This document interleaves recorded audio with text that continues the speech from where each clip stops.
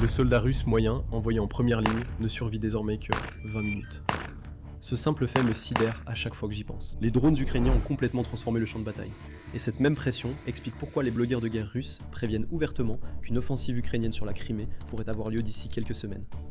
Il y a environ une semaine, quelque chose a attiré mon attention. La Russie a soudainement commencé à déployer près de 24 bateaux autour de la Crimée. Pourquoi ? Parce qu'ils étaient convaincus que l'Ukraine se préparait à tenter quelque chose. Leurs éclaireurs repéraient de plus en plus d'activités ukrainiennes au large.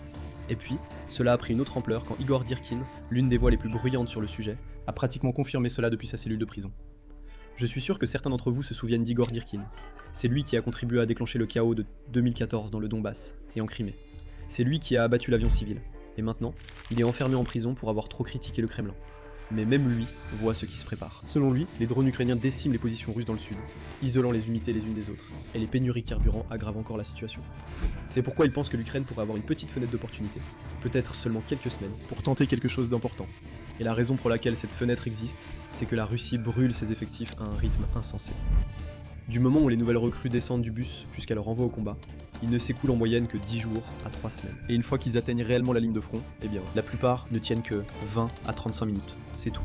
C'est exactement pour cela que la Russie subirait environ 8 pertes pour chaque perte ukrainienne. Ce sont des statistiques choquantes. Et c'est précisément pour cette raison que le Kremlin consacre maintenant des sommes folles à ce problème. Ils offrent d'énormes primes, jusqu'à 80 000 $, plus des avantages. Mais ça ne fonctionne pas complètement. Les gens voient ces attaques de drones et ils comprennent que c'est pratiquement une condamnation à mort.